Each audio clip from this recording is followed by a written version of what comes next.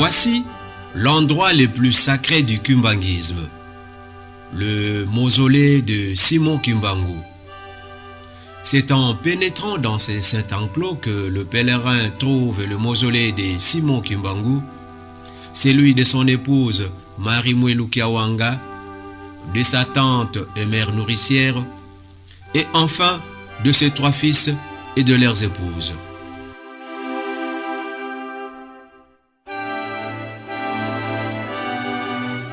Le mausolée de Simon Kimbangu soulève de nombreuses questions.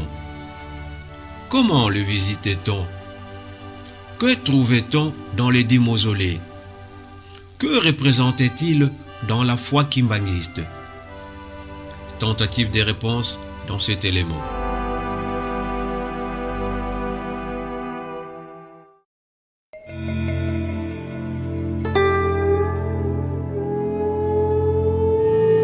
Selon une célèbre encyclopédie, un mausolée est un monument funéraire de grande dimension. Étymologiquement, le terme mausolée tire son origine du magnifique tombeau construit en l'honneur du roi Mosol, gouverneur de Carie en Turquie. Au IVe siècle avant Jésus-Christ, en effet, le gouverneur Mosol s'était fait construire par sa veuve du nom de Artémis un tombeau monumental appelé le mausolée d'Halicarnasse, dont voici une représentation faite par l'artiste néerlandais Martin van Hermesten.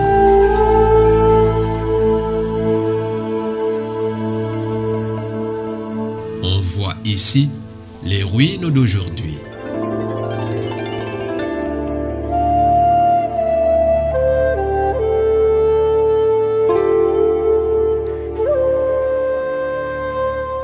Ce monument exceptionnel a servi de modèle à la réalisation de plusieurs édifices semblables, si bien que le terme mausolée est devenu le terme générique désignant un grand tombeau.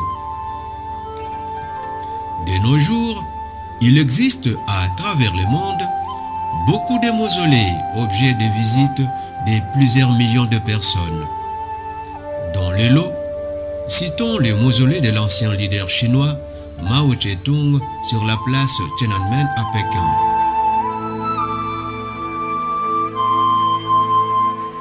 En Afrique, on trouve des mausolées célèbres, tels celui de l'ancien sultan et homme d'État marocain Mohamed V à Rabat.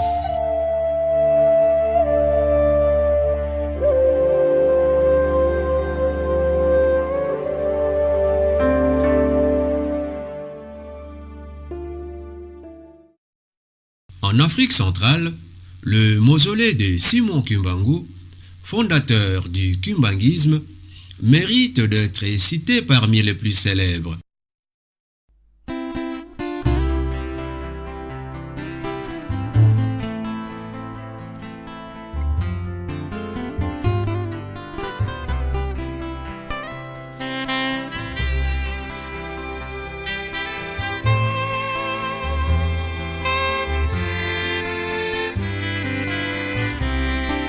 Situé en Kamba au sud-ouest de la République démocratique du Congo, le mausolée de Simon Kimbangu se trouve dans la province du Congo central, territoire de Mbanza-Ngungu, à environ 150 km de Kinshasa. En Kamba, après avoir franchi le portail du poste numéro 1 tenu par les corps des surveillants, le pèlerin débouche au sommet où se trouve le mausolée du fondateur du kimbanguisme.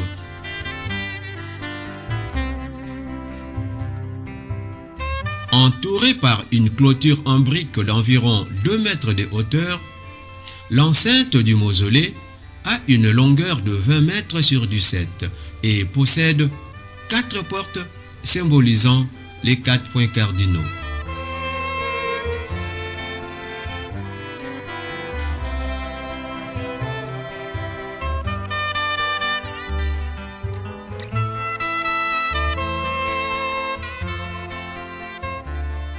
Pour les kimbanguistes, le mausolée de Simon Kimbangu a une double dimension.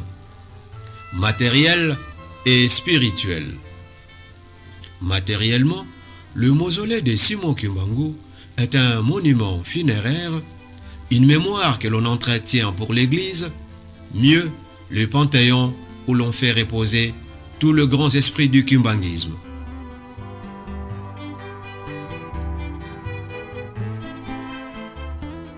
La première personne à prendre place au panthéon kimbanguiste est Simon Kimbangu lui-même. Le 9 mars 1960, son éminence Joseph Diangenda Kountima, fils cadet de Simon Kimbangu, à la tête d'une forte délégation, fit le déplacement d'Elisabethville, l'actuel Lubumbashi, en vue d'exhumer et de rapatrier le corps de son père en Kamba.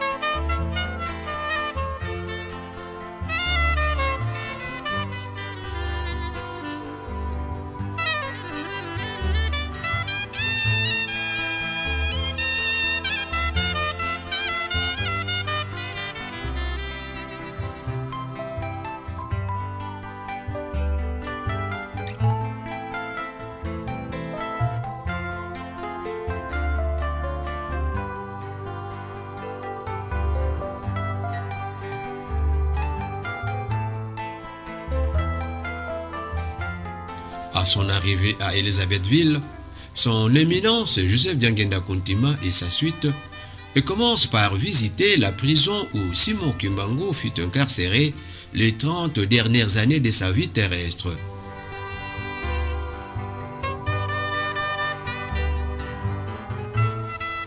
Le 25 mars 1960 a lieu l'exhumation. À la grande surprise de tous, le corps de Simon Kimbangu échappait à la corruption, malgré le 9 années resté sous terre.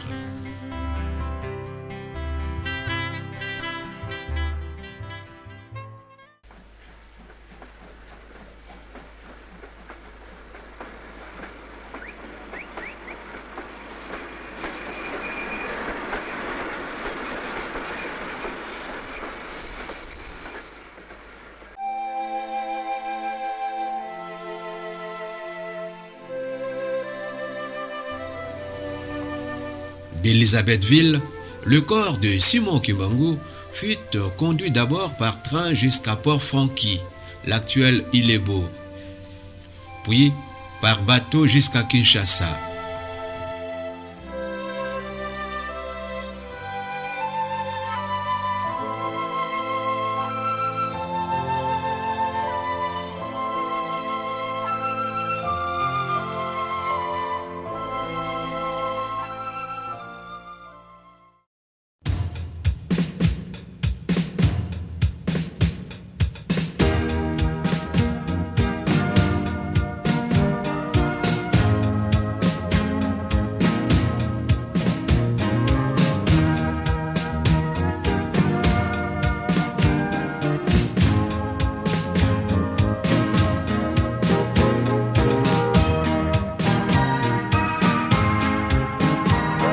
Kinshasa, le corps de Simon Kimbangu fut exposé à Matadi-Mayo, dans la banlieue quinoise, où des milliers de kimbanguistes et des autorités politico-administratives lui rendirent les honneurs dus à son rang.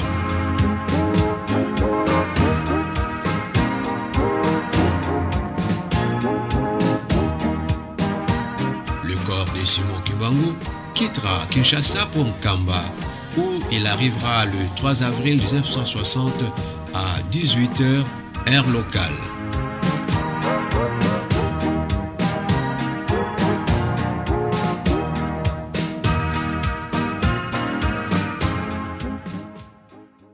Depuis que le sarcophage se retrouve en Kamba, chaque jour, des milliers et des milliers de pèlerins viennent s'incliner.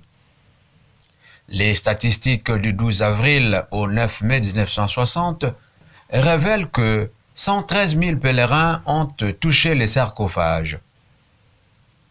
La fermeture du mausolée est prévue pour le 9 mai 1960, suivant la correspondance du 4 mai 1960 de son éminence Joseph Diangenda Kuntima.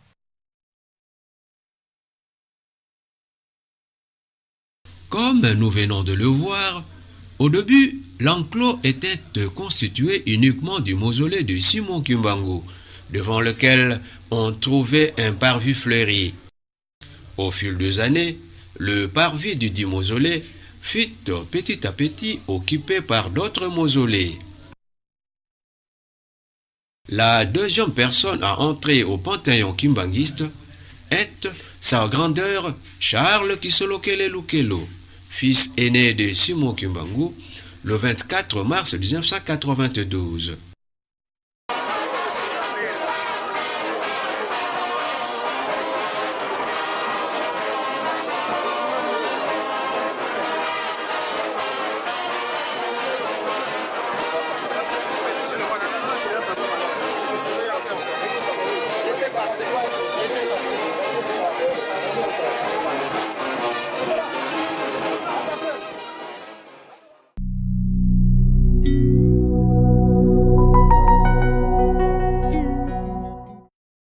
Sa grandeur Kisolokele Lukelo sera suivie 4 mois plus tard, c'est-à-dire le 14 juillet 1992, par son éminence Joseph Diangenda Kuntima, le premier chef spirituel de l'église kimbanguiste et fils cadet de Simon Kimbangu.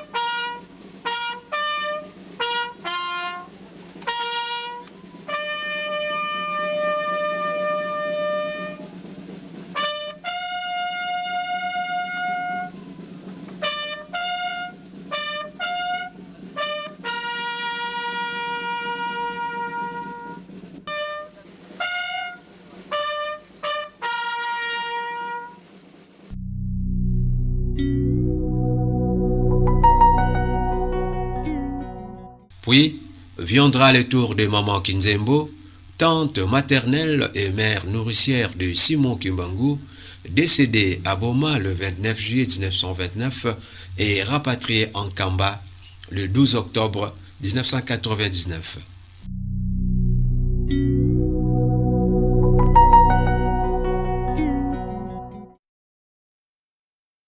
Maman Kinzembo sera suivie de Maman Elisabeth Mvete Bibi, épouse de son éminence Joseph Diangenda Kuntima, le premier chef spirituel de l'église kimbanguiste. Elle prendra place au panthéon kimbanguiste le 19 avril 1999.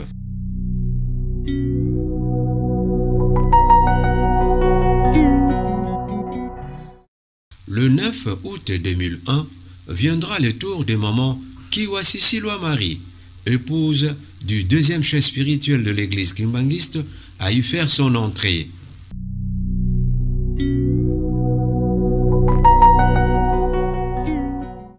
Son éminence Salomon Dialungana Kiangani, le deuxième chef spirituel de l'église kimbanguiste, sera la 7e personne à prendre place au panthéon kimbanguiste. C'était le 21 août 2001. Ouvrez les bancs.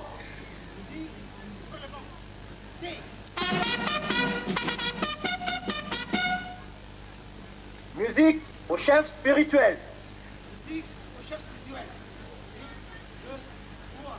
1, 2, 3.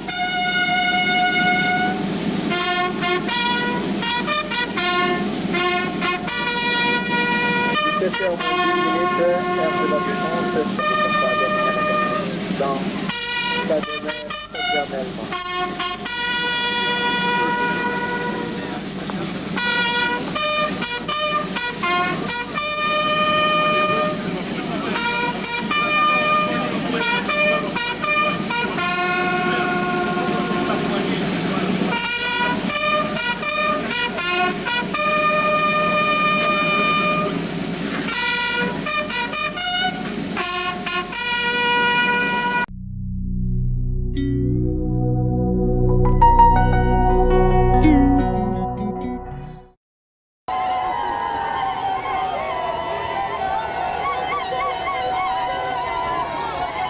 50 ans après sa mort, maman Marie-Mouilou Kiawanga, épouse de Simon Kimbangu, sera exhumée de Ngombe Kinsuka, village voisin de Nkamba, et portée au Panthéon kimbanguiste le 12 octobre 2009 avec tous les honneurs dus à son rang.